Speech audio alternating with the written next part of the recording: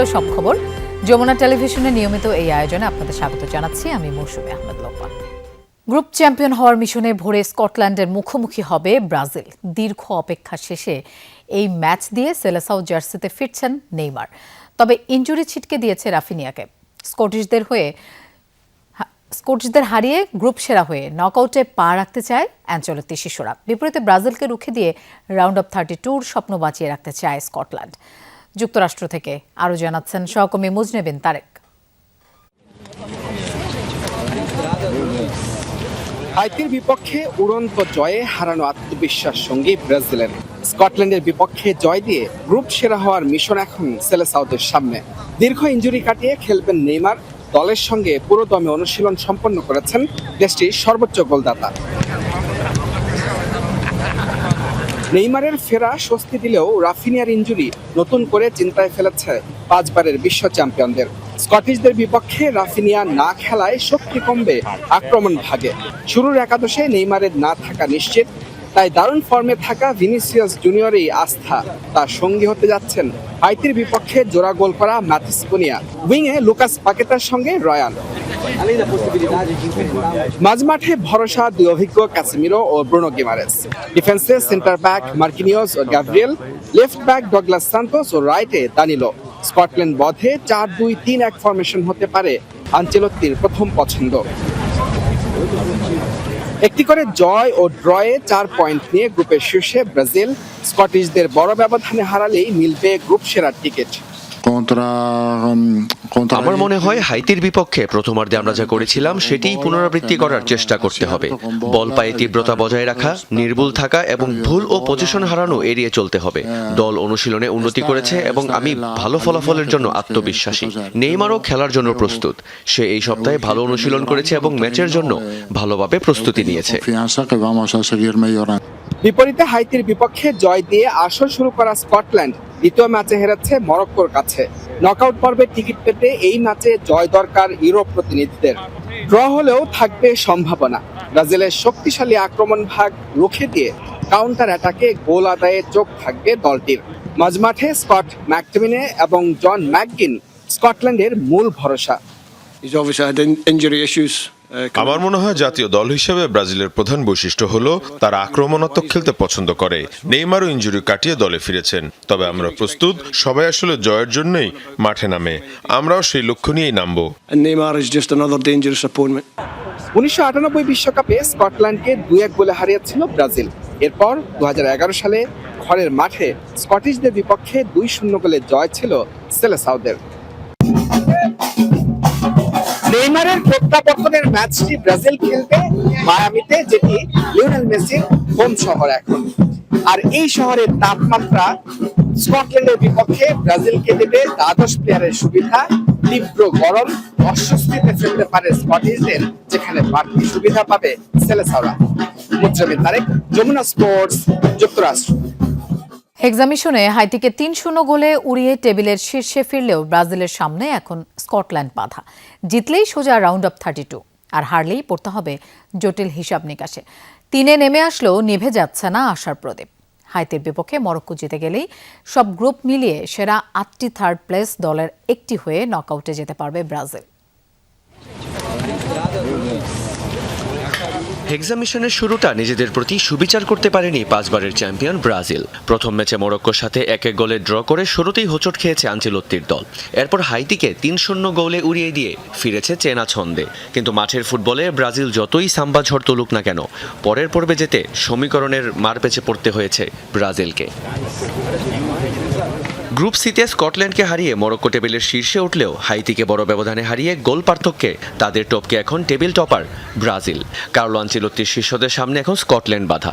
জিতলেই 7 point নিয়ে table topper হয়ে সোজা রাউন্ড অফ 32। কিন্তু মরক্কো যদি হাইতির বিপক্ষে জয় পায় তাহলে 2 দলেরই পয়েন্ট হবে 7।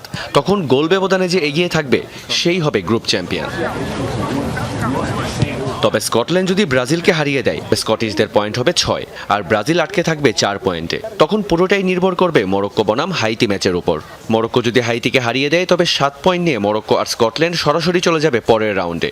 ব্রাজিল নেমে যাবে 3 নম্বরে। 3 নম্বরে নামলেও নিভে যাচ্ছে না আশার প্রদীপ। সব গ্রুপ মিলিয়ে সেরা 8টি থার্ড প্লেস দলের একটি হয়ে নকআউটে যাওয়া লাইফলাইন তখনও থাকবে ব্রাজিলের হাতে। আর সেই লাইফলাইনের অক্সিজেন যোগাচ্ছে হাইতির বিপক্ষে পাওয়া 3-0 গোলের জয়টি। তবে ক্যালকুলেটরের এত যোগ বিয়োগের হিসাবে পড়তে চাইবে না ব্রাজিল। জয় দিয়েই পরের রাউন্ডে যেতে চাইবে বিশ্ব চ্যাম্পিয়নরা। রিয়ান রাফতি, যমুনা স্পোর্টস। বিশ্বকাপের নকআউট পর্বের টিকিট নিশ্চিত করার লক্ষ্য নিয়ে আজ হাইতির মুখোমুখি হচ্ছে মরক্কো। বাংলাদেশ সময় ভোর 4টায় আটলান্টার মার্সিডিজ বেঞ্চ স্টেডিয়ামে মাঠে নামবে দুই দল। টানা 2 হার এর মধ্যেই বিদায় নিশ্চিত হওয়ায় শেষ ম্যাচে অন্তত সম্মানজনক সমাপ্তি খুঁজছে হাইতি। অন্যদিকে প্রথম 2 ম্যাচে 1 জয় ও 1 ড্রয়ে ভালো অবস্থানে থাকা মরক্কো বড় ব্যবধানে জিতে গ্রুপ চ্যাম্পিয়ন হওয়ার লক্ষ্য নিয়েই খেলবে। আশরাফ হাকিমি, ব্রাহিম দিয়াজ ও ইসমাইল সাইবারিদের নিয়ে শক্তিশালী মরক্কোকেই ম্যাচের স্পষ্ট ফেভারিট হিসেবে দেখছেন ফুটবল বিশ্লেষকরা। তবে আটলাস লায়ন্সদের চিন্তা বাড়াচ্ছে গোল খরা। 4 পয়েন্ট পেলেও 2 ম্যাচে মাত্র 2 গোল করেছে মরক্কো। বিশ্বকাপের নকআউট উত্তেজনা শুরুর আগেই টাইব্রেকারের নিয়মে বড় পরিবর্তনের পথে ফিফা। বর্তমানে পেনাল্টি শুটআউটের আগে 2টি কয়েন টস করা হয়। এতে কোনো দল প্রথম শট নেওয়ার অধিকার এবং পছন্দের প্রান্ত 2 সুবিধাই পেয়ে যেতে পারে। এই বাড়তি সুবিধা কমাতেই নিয়ম পরিবর্তনের প্রস্তাব দিয়েছে বিশ্ব ফুটবলের নিয়ন্ত্রক সংস্থা ফিফা। নতুন পরিকল্পনা অনুযায়ী হবে মাত্র 1টি কয়েন টস। টসে জয়ী অধিনায়ক প্রথম শট নেওয়া কিংবা প্রান্ত নির্বাচন দুটির মধ্যে একটি সুবিধা বেছে নেবেন, অন্যটি স্বয়ংক্রিয়ভাবে পাবে প্রতিপক্ষ।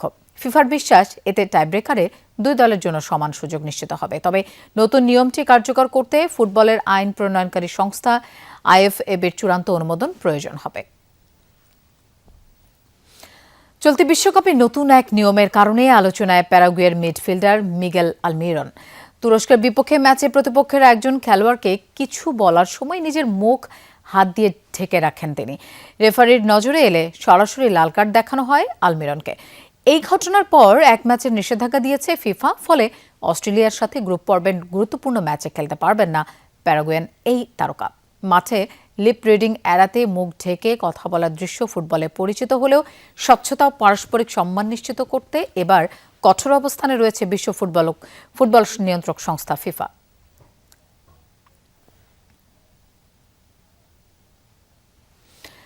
বিশ্বকাপের ট্রফি প্রদান অনুষ্ঠানে থাকছেন ট্রাম্প। ইনফান্তিনোর সাথে যৌথভাবে ফাইনালে চ্যাম্পিয়নদের হাতে তুলে দেবেন শিরোপা। নিউ ইয়র্কের নিউ জার্সির মঞ্চে যখন নতুন বিশ্ব চ্যাম্পিয়নদের বিজয় গান বাজবে, ঠিক তখন বিশ্বকাপের সোনালী ট্রফি তুলে দিতে সেখানে উপস্থিত থাকবেন মার্কিন প্রেসিডেন্ট ডোনাল্ড ট্রাম্প।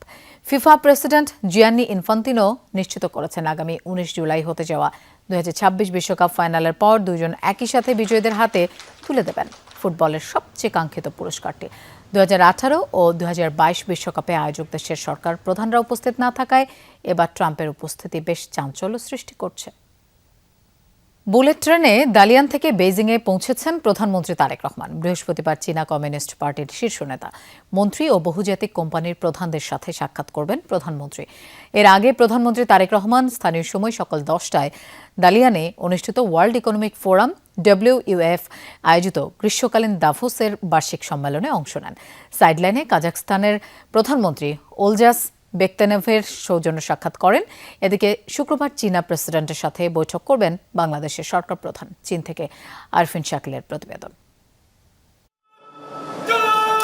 চীন সফররত প্রধানমন্ত্রী তারেক রহমান স্ত্রী ডাক্তার জুবাইদা রহমানকে সাথে নিয়ে স্থানীয় সময় বিকেল 5:30টায় বেইজিং এসে পৌঁছান। তাকে স্বাগত জানান চীনের কাস্টমস মন্ত্রী সান মিউজুন। বুধবার বেইজিংয়ে প্রধানমন্ত্রী তারেক রহমানের আনুষ্ঠানিক কোনো কর্মসূচি নেই। তবে বৃহস্পতিবার দিনভর ব্যস্ত সূচি আছে প্রধানমন্ত্রীর। তার সাথে সাক্ষাৎ করবেন চীনা কমিউনিস্ট পার্টির আন্তর্জাতিক বিভাগের প্রধান ও দেশটির পানি সম্পদ মন্ত্রী। এরপর তিনি সাক্ষাৎ দিবেন চায়না এক্সিম ব্যাংকের চেয়ারম্যানকে। দুপুর পর যোগ দিবেন বাংলাদেশ ইনভেস্টমেন্ট ফোরামের আয়োজনে, যেখানে চীনের বহুজাতিক কোম্পানি চেরি, হ্যান্ডা ও চায়না টেক্সের চেয়ারম্যানের সাথেও বৈঠক করবেন।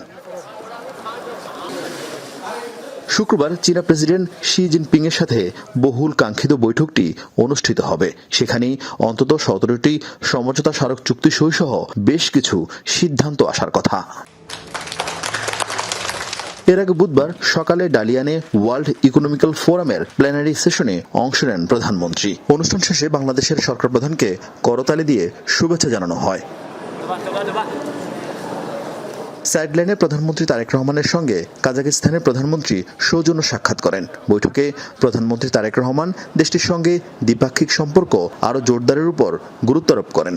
দ্বিপাক্ষিক সম্পর্ক জোরদারে দুই দেশের প্রধানমন্ত্রী ঢাকা ও আস্তানায় স্থায়ী কূটনৈতিক মিশন স্থাপনের বিষয়ে একমত হন। বৈঠকে কাজাকিস্তানে দক্ষ শ্রমিক রপ্তানি, নবায়নযোগ্য জ্বালানি, ডিজিটাল অবকাঠামো, প্রযুক্তি সহ নানা খাতে দুই দেশের বাণিজ্য সম্ভাবনা নিয়েও আলোচনা হয়। আরিফিন শাকিল, যমুনা নিউজ, বেইজিং, চীন। প্রধানমন্ত্রীর চীন সফরের মাধ্যমে বিদ্যমান বাণিজ্য ঘাটতি কমিয়ে আনা সম্ভব হবে এমন আশা প্রকাশ করেছেন বিএনপির সিনিয়র যুগ্ম মহাসচিব রুহুল কবির রিজভী। বুধবার রাজধানীর নয়াপল্টনে বিএনপির কেন্দ্রীয় কার্যালয়ে সমসাময়িক বিষয়ে গণমাধ্যমের সাথে তিনি আলাপ করেন। জানান, বিনিয়োগ বৃদ্ধি এবং অর্থনৈতিক সহযোগিতা সম্প্রসারণে প্রধানমন্ত্রী যুগোপযোগী ও কার্যকর পদক্ষেপ গ্রহণ করবেন। বলেন, বাংলাদেশকে আর পরনির্ভরশীল রাখা হবে না। গণতান্ত্রিক প্রতিষ্ঠানকে শক্তিশালী করে আত্মনির্ভর ও সক্ষম রাষ্ট্র গড়ে তোলাই সরকারের লক্ষ্য। একটি গোষ্ঠী দেশকে অস্থিতিশীল করতে চায় জানিয়ে রিজভী বলেন, বর্তমান সরকারের আমলে দেশবিরোধী কোনো কর্মকাণ্ডে মেনে নেওয়া হবে না। বিরোধী দলের সমালোচনায় বলেন, যারা নতুন ফ্যাসিবাদের অভিযোগ তুলছে তাদের কর্মকাণ্ডই ফ্যাসিবাদী মানসিকতা স্পষ্ট। তার দাবি, বর্তমানে দেশে গুম বা ক্রসফায়ার নেই। রাজনৈতিক উদ্দেশ্য প্রণোদিত মামলারও ঘটেছে অবসান।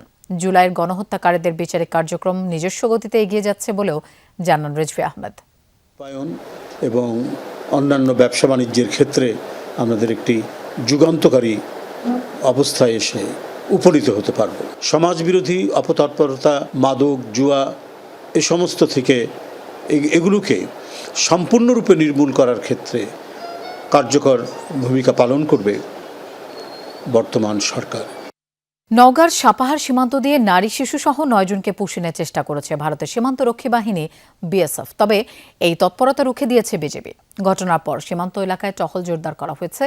এদিকে দিনাজপুরের সীমান্তবর্তী গ্রামে ঘোরাফেরা করার সময় সন্দেহজনকভাবে এক নারীসহ 4 জনকে আটক করেছে এলাকাবাসী।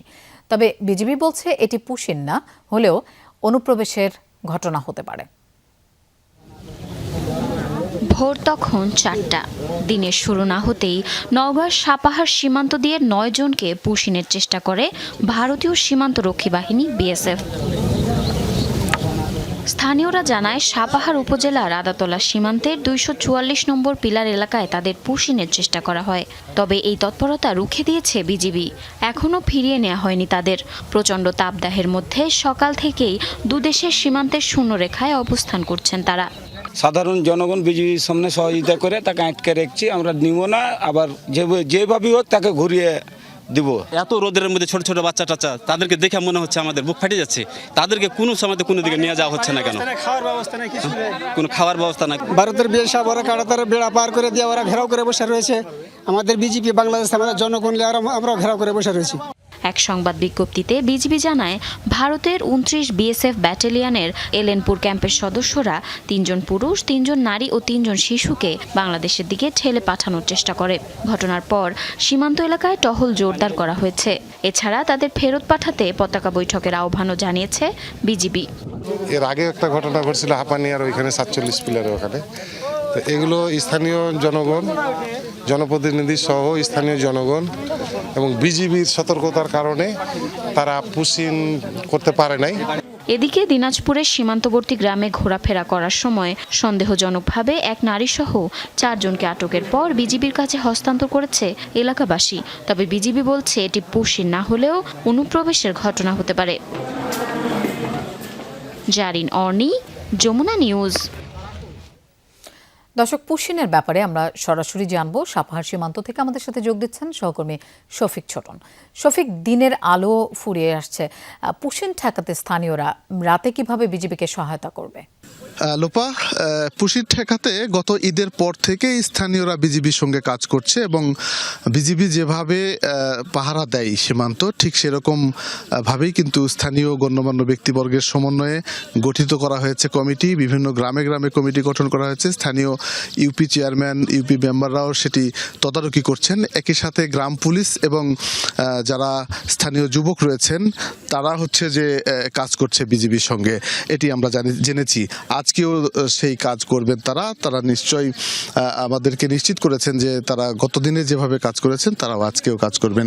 আর আজকের দিন শেষে আসলে যে আপডেটটি জানাতে চাই লোপা, সেটি হচ্ছে যে নওগাঁর এই সীমান্ত দিয়ে আজ ভোরে বিএসএফ সদস্যরা কাঁটাতারের বেড়ার যে গেট আছে সেই গেট খুলে 9 জনকে বাংলাদেশ অভ্যন্তরে ঠেলে দেওয়ার চেষ্টা করেছিল।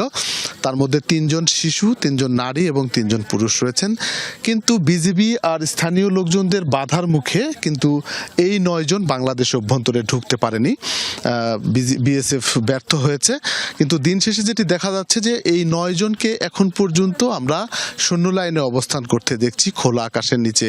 দিনভর প্রচণ্ড রোদ, তাপদাহ ছিল। এই তাপদাহের মধ্যেই এই 9 জন কিন্তু এই খোলা আকাশের নিচে বসে আছে এবং অবস্থান নিয়ে আছে।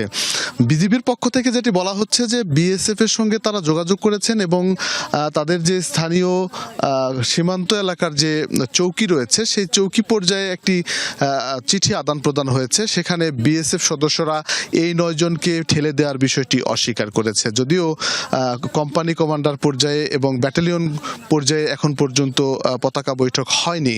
যদিও পতাকা বৈঠক আহ্বান করা হয়েছে কিন্তু সেটি এখন পর্যন্ত হয়নি। কখন নাগাদ হবে সে বিষয়টি নিশ্চিত করে বিজিবির কর্মকর্তারা বলতে পারেনি। তবে এবং জীবন কাটাচ্ছেন এই বিষয়টিকে। দর্শক, আমরা পুশিনের ব্যাপারে জানছিলাম। নওগাঁ থেকে আমাদের সাথে যোগ দিয়েছিলেন সহকর্মী শফিক ছোটন। বর্ষা মৌসুম এলেই রাজধানীতে পুরনো চিত্রের পুনরাবৃত্তি। সামান্য বৃষ্টিতেই জলাবদ্ধতা, ডুবে যায় সড়ক, থমকে যায় ব্যস্ত নগর জীবন। বুধবার দুপুরে মাত্র 1.25 ঘন্টার বৃষ্টিতেই মিরপুর সহ রাজধানীর বিভিন্ন এলাকায় দেখা দেয় জলাবদ্ধতা। এতে ভোগান্তিতে পড়েন নারী, শিশু ও কর্মজীবী মানুষ। সাধারণ মানুষের প্রশ্ন, বছরের পর বছর চলতে থাকা এই ভোগান্তি থেকে নগরবাসীর মুক্তি কবে? মাত্র 1.25 ঘন্টার বৃষ্টি, অথচ পানির নিচে রাজধানীর বেশ কয়েকটি গুরুত্বপূর্ণ এলাকার সড়ক। এই বৃষ্টিতে মিরপুরের শেওড়াপাড়া, কাজীপাড়া, মিরপুর 10 কালশিতে হাঁটু পানি জমে সৃষ্টি হয় জলাবদ্ধতা। সড়কে পানি জমায় ব্যাহত নগরবাসীর স্বাভাবিক চলাচল। জরুরি কাজে বের হওয়া মানুষদের পড়তে হয় চরম দুর্ভোগে। এছাড়া সড়কের পানি ফুটপাতে উঠে যাওয়ায় ভোগান্তি বেড়েছে কয়েক গুণ। এই ভোগান্তি 12 বছর ধরে ঘুরছি, এখন পর্যন্ত কাজীপাড়ার অবস্থা ঠিক না। আমি কাজীপাড়াতে আজকে 40 বছর থেকে সেম কাহিনী দেখতেছি। দিন দিন আমাদের উন্নতি তো নাই, অউন্নতি হচ্ছে। বৃষ্টি পানি হয়ে যায়। এই জলাবদ্ধতাই সবচেয়ে বেশি ভোগান্তির শিকার নারী ও শিশুরা। স্কুল ছুটির পর বাসায় ফিরতে শিক্ষার্থীরা পড়ে বিপাকে। সঙ্গে থাকা অভিভাবকদেরও পোহাতে হয় বাড়তি দুর্ভোগ। বাচ্চাদেরকে এইভাবে আনতে হচ্ছে কষ্ট করে, কি করব আমরা? অনেক কষ্ট হইতেছে, আর পায়ে অনেকগুলো খোয়া বাজতেছে। পড়ে গিয়ে একটু আগে ওই জায়গায় পড়ে গেছিলাম।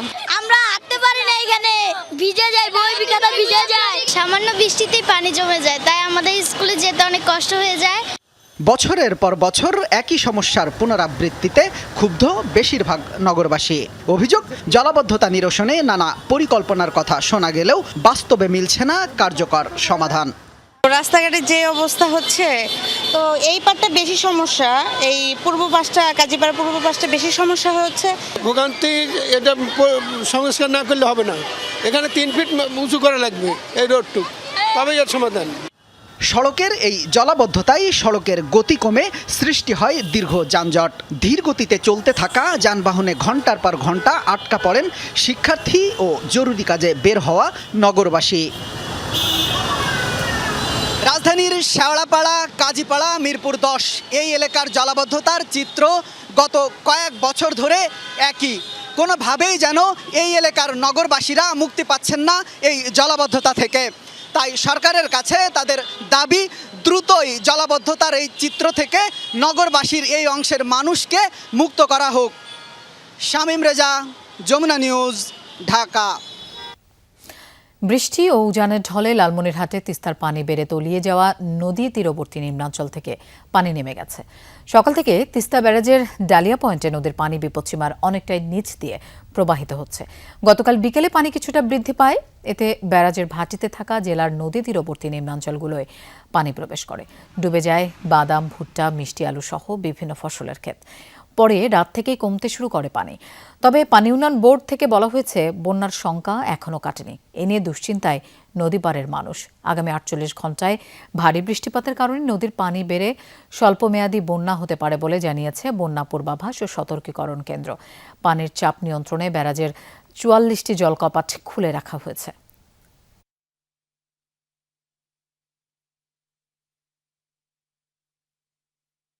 গত ২ দিন ধরে আমাদের লালমনিরহাট জেলায় এবং উজানে ভারী বৃষ্টিপাতের কারণে আমাদের তিস্তা নদীর পানি এবং ধলা নদীর পানির লেভেল ওঠানামা করতেছে। আগামী ৭২ ঘন্টায় দেশে এবং উজানে ভারী বৃষ্টিপাতের কারণে তিস্তা নদীর পানি বিপদসীমার কাছাকাছি বা উপর দিয়ে প্রবাহিত হতে পারে। এর ফলে নিম্নাঞ্চলে কিছু বন্যা সৃষ্টি হতে পারে। রংপুর গঙ্গাচড়ার মহিপুর তিস্তা সেতু রক্ষা বাঁধ এলাকা পরিদর্শন করেছে এলজিইডি ও পানি উন্নয়ন বোর্ডের তদন্ত টিম। সকালে প্রতিনিধি দলটি ভাঙন কবলিত সেতু রক্ষা বাঁধটি পরিদর্শন করেন। এ সময় উজানে নদীর বিভিন্ন অংশ ঘুরে দেখেন তারা। পাউবো কর্মকর্তারা বলেন, ভাঙনের কিছু কারণ পাওয়া গেছে। ২ সপ্তাহের মধ্যে বুয়েটের বিশেষজ্ঞ দল নিয়ে আবারও সরেজমিন পরিদর্শন শেষে চূড়ান্ত সিদ্ধান্ত নেওয়া হবে। এর আগে গত রোববার সেতু রক্ষা বাঁধ ভাঙন ধরে। স্থানীয়দের অভিযোগ, গেল বছর ভাঙনের সময় জিও ব্যাগ না ফেলে বাঁশের পাইলিং করায় এবার এমন পরিস্থিতি দেখা দিয়েছে। এ নিয়ে যমুনা টেলিভিশনে প্রতিবেদনের পর এলজিইডি এবং পানি উন্নয়ন বোর্ড তদন্ত কমিটি গঠন করে।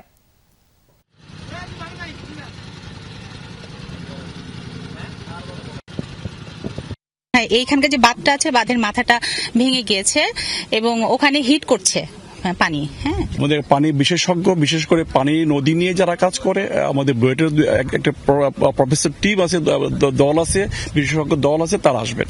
মুদি দোকান, প্রসাধন সামগ্রীর দোকান সহ এই ধরনের ব্যবসা খাতকে আগামী অর্থবছরে সুনির্দিষ্ট করের আওতায় আনার পরিকল্পনা রয়েছে বলে জানিয়েছেন অর্থমন্ত্রী আমির খসরু মাহমুদ চৌধুরী। আগামী অর্থবছরে মূল্যস্ফীতি ৭.৫% নামিয়ে আনা হবে বলে জানান তিনি। সংসদের টেবিলে উত্থাপিত প্রশ্নের উত্তরে এসব কথা জানান তিনি।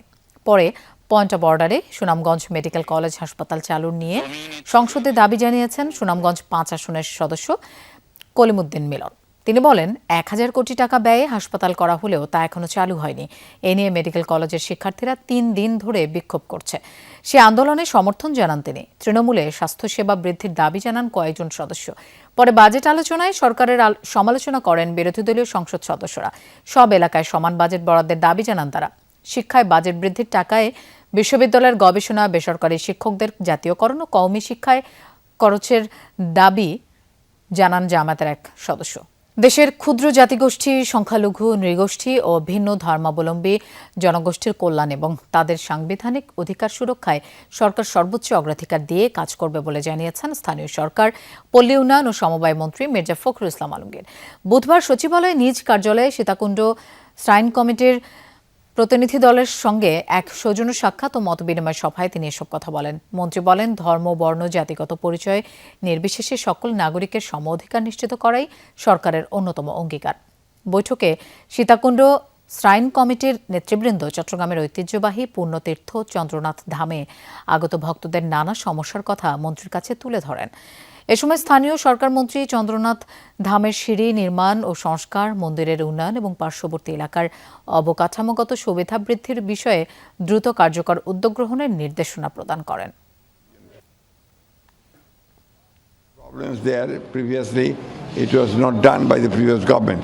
So we had a meeting along with the special advisor to the Prime Minister B.N. Kumar Sarkar and the leaders of this Shrine Committee, and we have sorted out the issues, and we have already instructed the local government secretary to do the needful. দেশে kidney ও ক্যান্সারের রোগীর সংখ্যা বাড়ছে। তাদের ভোগান্তি কমাতে প্রতিটি জেলা পর্যায়ে কিডনি ও ক্যান্সারের চিকিৎসা নিশ্চিতে উদ্যোগ নিচ্ছে সরকার। এমনটাই জানিয়েছেন স্বাস্থ্য প্রতিমন্ত্রী অধ্যাপক ডাক্তার এম এ মোহিত।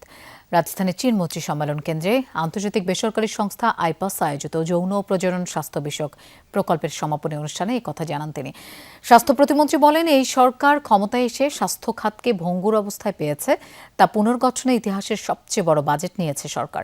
শিগগিরই ১ লাখ স্বাস্থ্যকর্মী, ২৫,০০০ মিডওয়াইফ ও ৫,০০০ চিকিৎসক নিয়োগ দেবে সরকার। ২টি উইমেন হেলথ ইনস্টিটিউট গড়ে তোলা হবে বিশেষায়িত চিকিৎসা ও গবেষণার উদ্দেশ্যে।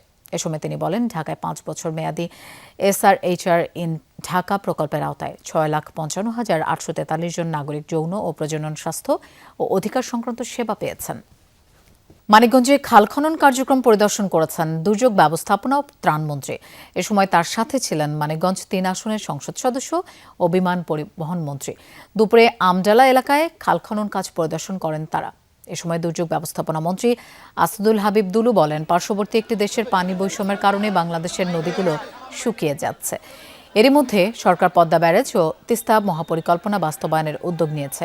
মন্ত্রী আরও বলেন, গ্রামীণ অর্থনীতি শক্তিশালী হলে দেশের অর্থনীতি স্বাবলম্বী হবে।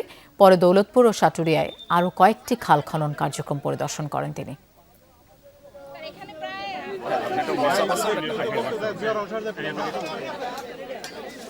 অতীতের মতো নকল নেই, পাল্টেছে রূপ। তাই যেসব শিক্ষা প্রতিষ্ঠানে নকল পাওয়া যাবে সেখানকার প্রধানকেই দায় নিতে হবে। এই হুঁশিয়ারি দিয়েছেন শিক্ষামন্ত্রী ডক্টর আনম এহসানুল হক মিলন। সকালে আজিমপুরে শিক্ষা বোর্ডের সচিবদের সঙ্গে মতবিনিময় করেন তিনি। সেখানে জানান, মাদ্রাসায় শিক্ষার্থী নির্যাতনের অভিযোগ পাওয়া গেলে কঠোর ব্যবস্থা নেবে সরকার। এ সময় শিক্ষা প্রতিষ্ঠানেই ইনহাউস কোচিং গ্রহণের ব্যাপারে জোর দেন শিক্ষামন্ত্রী। আসন্ন এইচএসসি ও সমমান পরীক্ষা উপলক্ষে ঢাকা, ময়মনসিংহ মাদ্রাসা ও কারিগরি শিক্ষা বোর্ডের সচিবদের সাথে ছিল শিক্ষামন্ত্রীর মতবিনিময় সভা, যা সকালে অনুষ্ঠিত হয় রাজধানীর আজিমপুর গার্লস স্কুল অ্যান্ড কলেজে। সাইবার আইন পরিবর্তন হচ্ছে, সাইবার অ্যাক্ট পরিবর্তন হচ্ছে। শিক্ষামন্ত্রী বলেন, অতীতের মতো আর নকল নেই, পাল্টেছে রূপ। সেজন্য পুরানো পরীক্ষা আইনে আনা হয়েছে পরিবর্তন। হুঁশিয়ার করেন, এইচএসসি পরীক্ষায় কোনো শিক্ষার্থীর কাছে নকল পাওয়া গেলে কঠোর পদক্ষেপ নেওয়া হবে। একজন এসএসসি পরীক্ষার্থী, তার বয়স 16 বছর। আমরা সেই নকল পাওয়াটাকে ওই জুভিনিয়াল একজন আন্ডার এজকে আমরা পানিশমেন্ট দিতে পারি না। It's not proper. আমরা তাকে প্রভিশনে পাঠাতে পারি, কিন্তু নকলটা ওই প্রতিষ্ঠানে পাওয়া গেল, প্রতিষ্ঠান প্রধান ইজ দ্য রেসপন্সিবল, তাকে আইনের আওতায় আনা হবে। প্রিটেস্ট ও টেস্ট পরীক্ষার পাশাপাশি শিক্ষার্থীদের জন্য বাড়তি ব্যবস্থা রাখার উপরও করেন গুরুত্ব আরোপ। এই জন্যে এসএসসি কোর্স কভার, তারপর প্রিটেস্ট, টেস্ট এবং ইনহাউস কোচিং, প্রত্যেকটি স্কুলে শিক্ষার্থীদেরকে ইনহাউস কোচিং করতেই হবে। এই ব্যাপারে আমি শিক্ষকদের অনুরোধ করব, আপনি লোকাল গভর্নিং বডির সাথে আলাপ করে শিক্ষকদের কিছুটা রিমিউনারেশন দেবেন, দিয়ে আপনাদের এটা করতে হবে। এ সময় এক প্রশ্নের জবাবে শিক্ষামন্ত্রী বলেন, মাদ্রাসায় শিক্ষার্থী নির্যাতনের অভিযোগ পাওয়া গেলে সরকার ব্যবস্থা নেবে। আপনার গ্রামেও গিয়ে দেখবেন, ওখানে খুদে ক্যামেরাম্যান রয়েছে মোবাইল নিয়ে। যদি এগুলি ধরা পড়ে, এগুলি কিন্তু পানিশমেন্টের আওতা আনা হবে, এবং সেই ব্যবস্থা আমরা করেছি। শিক্ষক, ছাত্র, ছাত্র হচ্ছে আপনার সন্তান। প্লিজ এভাবে চলতে হবে। শিক্ষা জীবনের সময় কমাতে পরীক্ষাসূচি পরিবর্তনে সরকার কাজ করছে বলেও জানান শিক্ষামন্ত্রী। শিক্ষা মন্ত্রণালয়ের দায়িত্ব রয়েছে এই সময়টাকে সিনক্রোনাইজ করা। তানভীর মৌসুম, যমুনা নিউজ, ঢাকা। এলডিসি উত্তরণ হলে সংকটে পড়ত বাংলাদেশ। বাণিজ্যমন্ত্রী ও শিল্পমন্ত্রী মনে করেন, দুর্বল এই অবস্থায় উত্তরণ হলে আবারও এলডিসিতে ফেরত আসার শঙ্কা ছিল। অন্যদিকে উত্তরণ পরবর্তী মধ্য আয়ের দেশে স্থির হয়ে থাকারও ঝুঁকি ছিল। আর অর্থনীতি এমন ফাঁদে পড়লে প্রশ্নবিদ্ধ হতো পুরো কাঠামো। আলোচনায় বক্তারা বলেন, এসএমই খাতই অর্থনীতির প্রাণ। ব্যবসা প্রসারে কর কাঠামোতে সুবিধা এবং অর্থায়ন নিশ্চিত করা দরকার।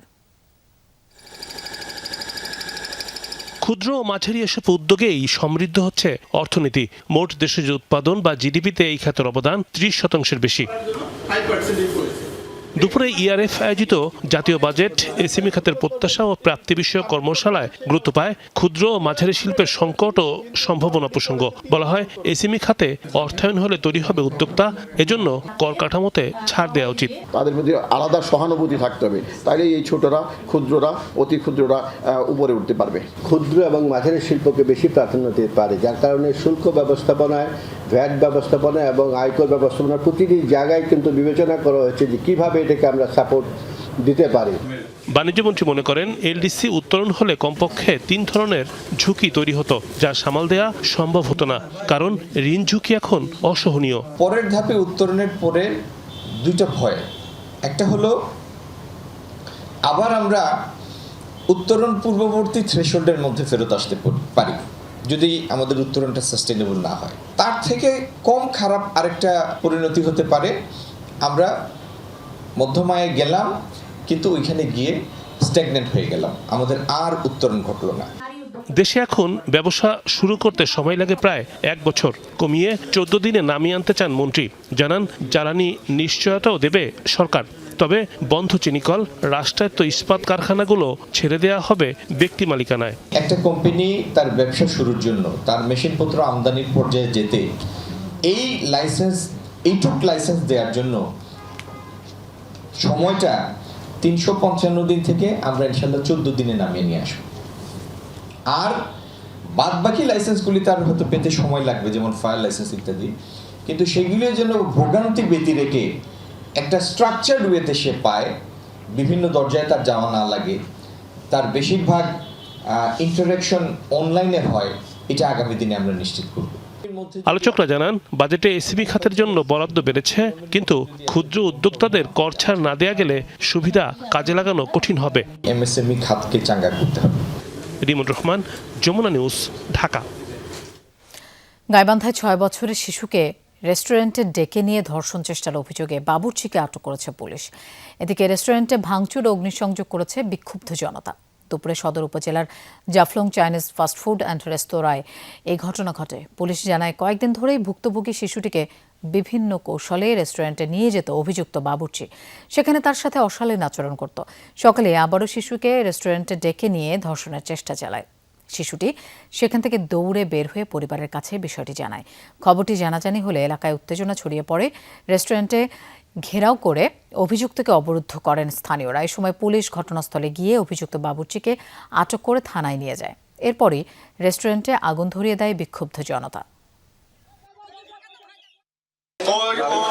ওর ভাই ছোট ছোট তো ওর ভাই সুবাতে বসে আছি, কাস্টমার আছে, আমি আসি, কথা বলে নিচ্ছি। সে 10-12 দিন আগে ঘটনা। যাকে আটকে রেখেছিল তাকে আমরা আমাদের হেফাজতে নিয়েছি। যদি আমরা তদন্ত করে দেখব, তারপরে আমরা সর্বোচ্চ যত বিচারের সম্মুখীন হয় সেই ব্যবস্থা করব। খাগড়াছড়িতে আলাদা ঘটনায় ইউপিডিএফের 2 সদস্য নিহত হয়েছে। আহত অবস্থায় একজনকে আটক করেছে সেনাবাহিনী। সকালে রামগড় উপজেলার সীমান্তবর্তী প্রেমতলা এলাকায় অভিযানে যায় আইন শৃঙ্খলা বাহিনীর সদস্যরা। পুলিশ জানায় তাদের উপস্থিতি টের পেয়ে গুলি ছোড়ে ইউপিডিএফ সদস্যরা। আত্মরক্ষার্থে আইন শৃঙ্খলা বাহিনী পাল্টা গুলি ছুড়লে ববিন ত্রিপুরা নামে এক ইউপিডিএফ সদস্য নিহত হয়। এ সময় আহত একজনকে আটক করে সেনাবাহিনীর সিন্দুকছড়ি জোনের সদস্যরা। উদ্ধার করা হয় একটি AK-47।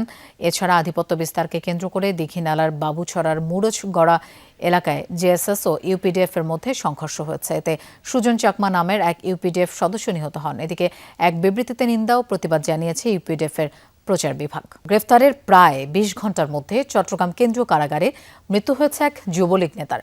আগের দিন সাতকানিয়া থেকে গ্রেফতার করা হয় তাকে। পরিবারের সদস্যদের দাবি, জমি নিয়ে বিরোধের জেরে তাকে ফাঁসিয়েছে প্রতিপক্ষ। অন্যদিকে হঠাৎ অসুস্থ হয়ে মৃত্যু বলছে কারা কর্তৃপক্ষ। মঙ্গলবার বেলা 12টার দিকে নুরুল আলমকে সাতকানিয়া থানার সামনে থেকে গ্রেফতার করে গোয়েন্দা পুলিশ। বিকালে আদালতে তোলার পর সন্ধ্যায় পাঠানো হয় চট্টগ্রাম কেন্দ্রীয় কারাগারে।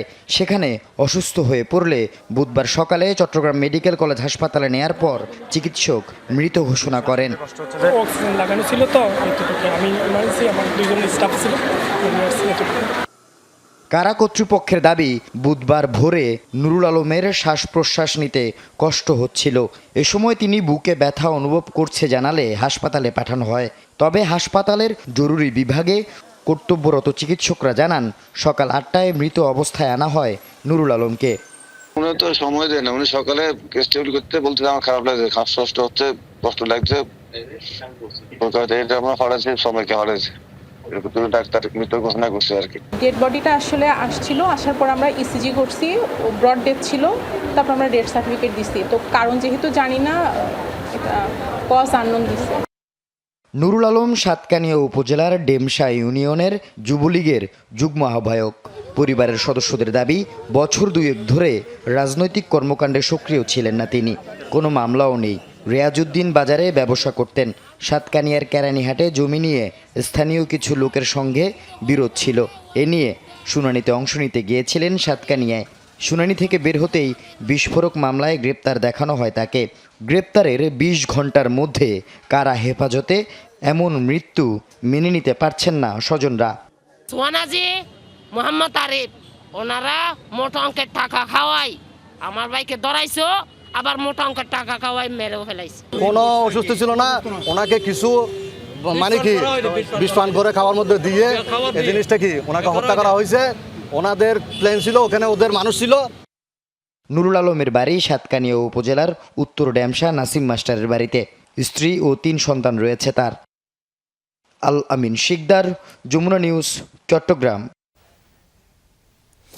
লার্ভা ধ্বংস করা ও এর উৎস ধ্বংস করতে ডেঙ্গু নিধন অভিযান অব্যাহত থাকবে বলে জানিয়েছেন স্থানীয় সরকার প্রতিমন্ত্রী মীর শাহে আলম।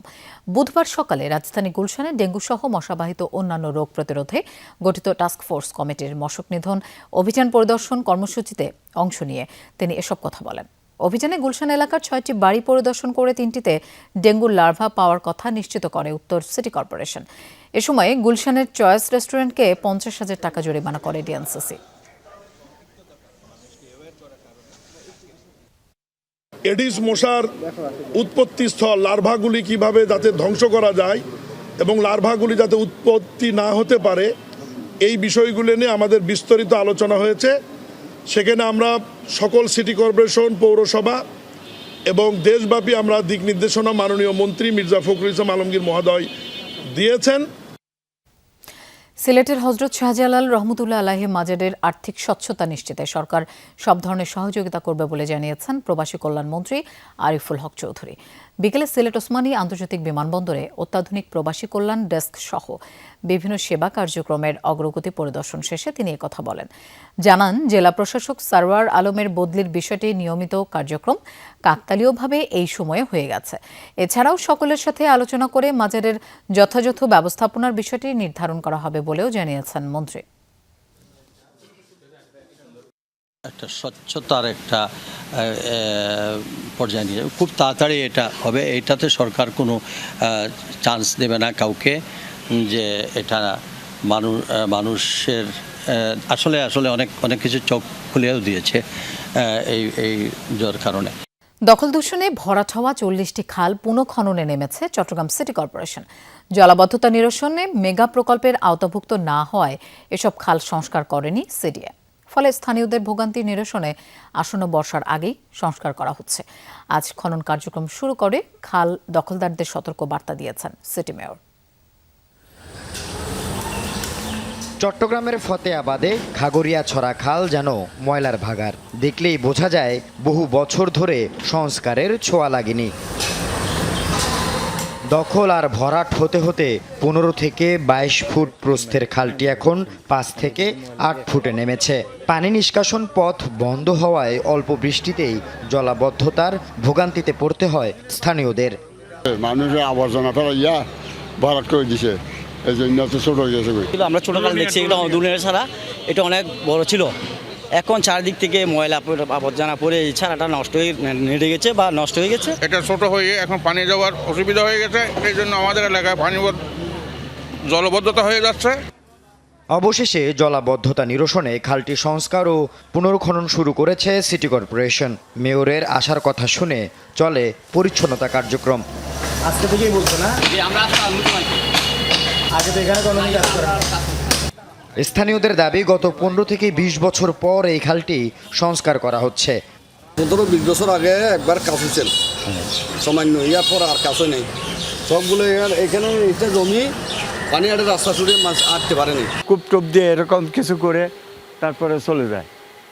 এগুলি পুরো পরিষ্কার করে যে কত মাটি জমছে দেখতেছেন, এগুলি পরিষ্কার করলে এত মাটি জমতো। খাগড়িয়া ছড়া খাল সহ আশপাশের আরও 2টি খাল পুনর্খনন কার্যক্রম উদ্বোধন করেন সিটি মেয়র। জলাবদ্ধতা নিরসনে চলমান মেগা প্রকল্পের বাইরে থাকা 40টি খাল খননে সিদ্ধান্তের কথা জানান তিনি। 40টা খালকে আমরা চিহ্নিত করেছি। সামনে আমাদের বর্ষার পরে আমরা একটা যে ডিপিপি রেডি করছি, এটার মাধ্যমে পার্মানেন্ট রিটেইন ওয়াল সহ আমরা এই খালগুলোকে একটি সংস্কার করে সেখানে প্রবাহমান করব। আল আমিন শিকদার, যমুনা নিউজ, চট্টগ্রাম। সমতল ও পাহাড়ের জাতিসত্তার মাঝে একতা চায় সরকার। জগন্নাথ বিশ্ববিদ্যালয়ে 2 দিনব্যাপী পঞ্চম সঙ্গীত উৎসবে যোগ দিয়ে এমনটাই জানিয়েছেন সংস্কৃতি মন্ত্রী নিতাই রায়চৌধুরী। মন্ত্রী বলেন, লোকগীতিকে পুনরুজ্জীবিত করতে চায় সরকার। জানান 2026 সালের 26 মে থেকে আগামী বছর 25 মে পর্যন্ত নজরুল বছর পালিত হবে। জগন্নাথ বিশ্ববিদ্যালয়ে অনুষ্ঠিত হচ্ছে 2 দিন ব্যাপী পঞ্চম সঙ্গীত উৎসব। বিশ্ববিদ্যালয়ের সঙ্গীত বিভাগের উদ্যোগে আর সংস্কৃতি মন্ত্রণালয়ের সহযোগিতায় এ উৎসব। মূল বিষয় রবীন্দ্র, নজরুল। সকালে বিশ্ববিদ্যালয়ের কেন্দ্রীয় মিলনায়তনে উৎসবের আনুষ্ঠানিক উদ্বোধন করেন সংস্কৃতি বিষয়ক মন্ত্রী নিতাই রায়চৌধুরী। জানান, 2026 সালের মে থেকে 2027 সালের মে পর্যন্ত নজরুল বছর ঘোষণা করেছে সরকার। সমতল ও পাহাড়ের জাতিসত্তার মাঝে একতা চায় সরকার, সেটিও বলেন মন্ত্রী। যে আমাদের সরকার, আমরা এটা উপলব্ধি করেছি যে আমাদের যে জাতির পরিচয়, আমাদের যে জাতিসত্তা, আমাদের জাতিতে যে বৈচিত্র্য, এখানে আপনার সমতল আছে, পাহাড় আছে। আমাদের সরকার আমরা চাই, we want just unity in diversity.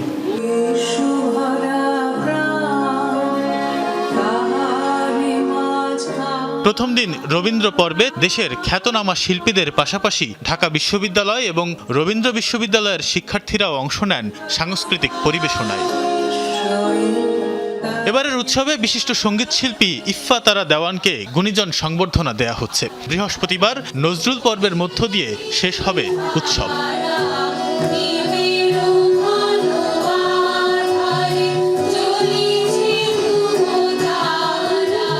Tanvir Siddique Tipu, Jamuna news, Dhaka. Mercantile ব্যাংকের 27তম বার্ষিক সভা অনুষ্ঠিত হয়েছে। বুধবার ব্যাংকটির প্রধান কার্যালয় থেকে ভার্চুয়াল প্ল্যাটফর্মে এই সভা হয়। সভায় 31 ডিসেম্বর 2025 সমাপ্ত বছরের ব্যালেন্স শিট অনুমোদিত হয়। সভায় সভাপতিত্ব করেন ব্যাংকের পরিচালনা পর্ষদের চেয়ারম্যান মোহাম্মদ আনোয়ারুল হক। স্বাগত বক্তব্য দেন ব্যবস্থাপনা পরিচালক মতিউল হাসান। এজিএমে ভার্চুয়ালি উপস্থিত ছিলেন ব্যাংকের ভাইস চেয়ারম্যান সহ ঊর্ধ্বতন কর্মকর্তা, ব্যাংকের উদ্যোক্তারা এবং শেয়ার হোল্ডারগণ। সমাপ্ত হিসাব বছরে ব্যাংকের সমন্বিত ইপিএস হয়েছে 1 টাকা 10 পয়সা। এছাড়া ব্যাংকের শেয়ার প্রতি নিট সম্পদ মূল্য দাঁড়িয়েছে 24 টাকা 35 পয়সা এবং শেয়ার প্রতি নিট অপারেটিং ক্যাশ ফ্লো হয়েছে 5 টাকা 95 পয়সা। দর্শক, এই ছিল সব খবরের আজকের আয়োজন। আর এতক্ষণ সাথে থাকার জন্য ধন্যবাদ সবাইকে।